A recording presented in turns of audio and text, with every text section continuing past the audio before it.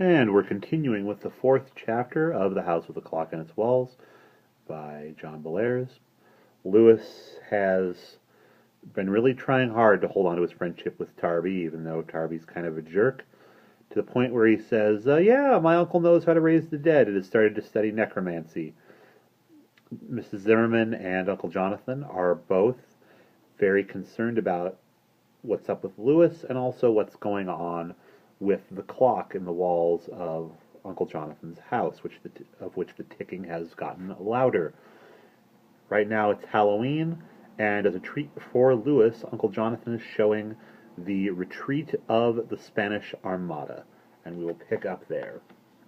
As Lewis watched, the ships wallowed on. Now he could see their tall ornamental sterns.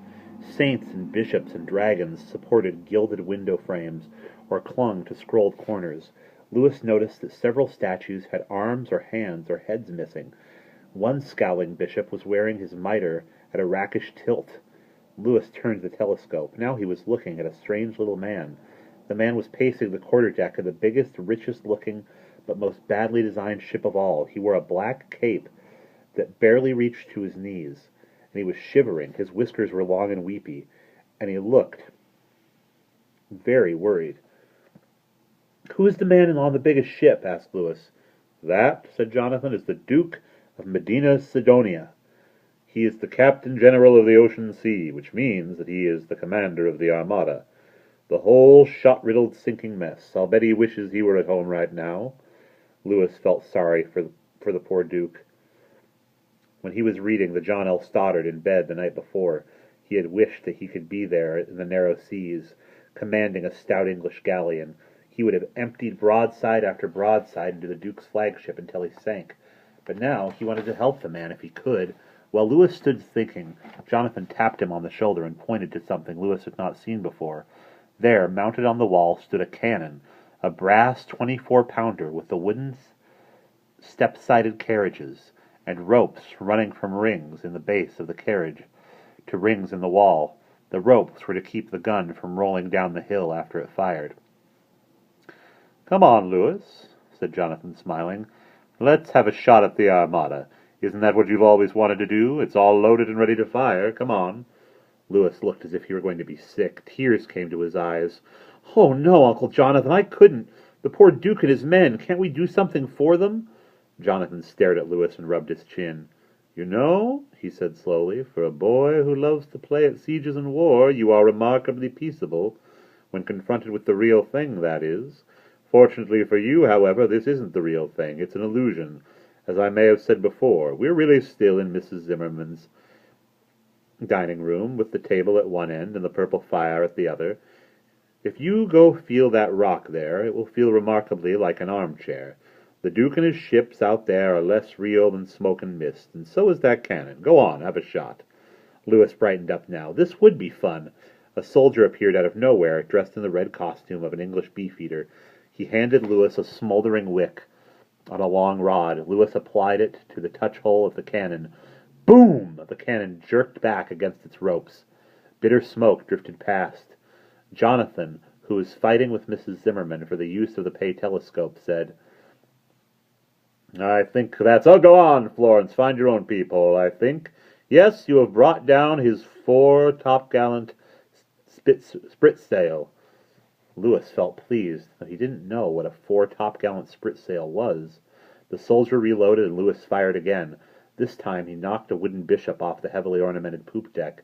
He fired several more times, and then Jonathan gestured, and another beefeater came running up the hill carrying a wooden bucket full of sizzling red-hot cannonballs, or hot potatoes, as the Elizabethan sailors used to call them.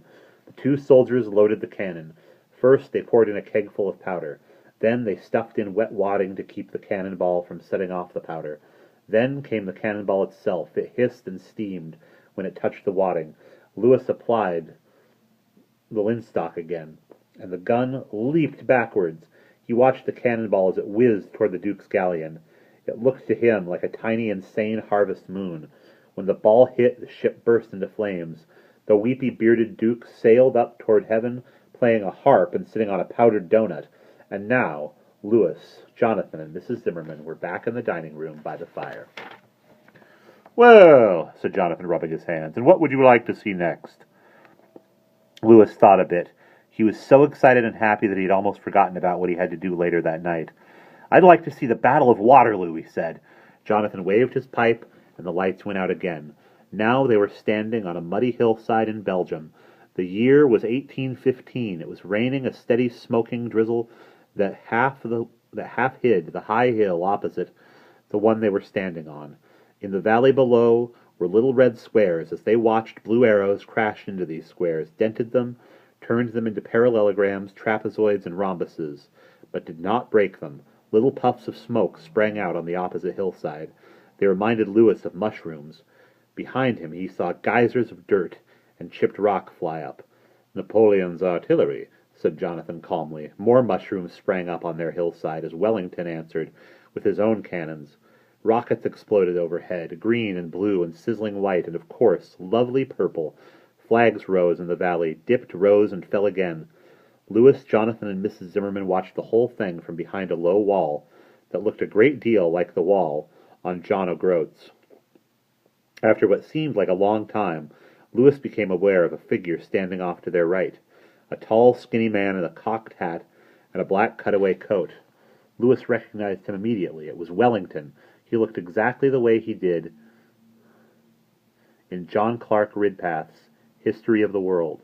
Wellington scanned the horizon with his telescope. Then he sadly clicked the telescope shut and took out his watch. The watch, which resembled the one Mrs. Zimmerman wore on a chain, dinged 8 times. Wellington rolled his eyes toward the sky, put his hands on his heart, and said gravely, "Oh, that Blücher or night would come." "Why did he say that?"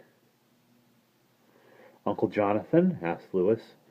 He had looked at all the illustrations in Ridpath's book, but he had never read an account of the battle.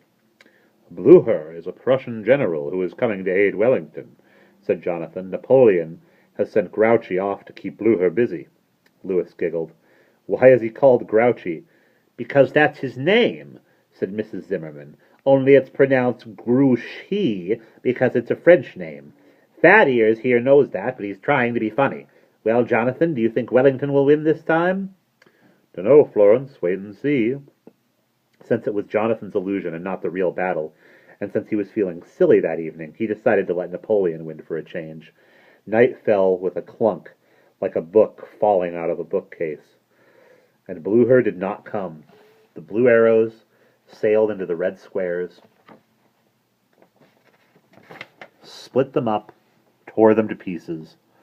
Now the blue arrows turned into an army marching up the hill, an army of tall men wearing bearskin hats that made them even taller.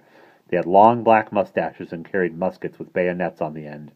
They were coming for Wellington, who now looked very red-faced and crabby. He tore off his hat and stomped on it. He threw his watch on the ground and stomped on it too. "Ooh-ah!" he screamed. "Greenwich Mean Time! Very mean time! I want to go home now!" Whereupon the scene changed, and Louis and Uncle Jonathan and Mrs. Zimmerman were back in the dark, shadowy dining room by the warm fire. The purple china clock on the mantel wanged tinnily 11 times, and the whole show had taken only an hour. Jonathan got up, stretched, yawned, and suggested that they all go to bed. Louis thanked Mrs. Zimmerman for the wonderful party and went home with Jonathan. He went upstairs to bed, but did not sleep. And that's the end of chapter 4.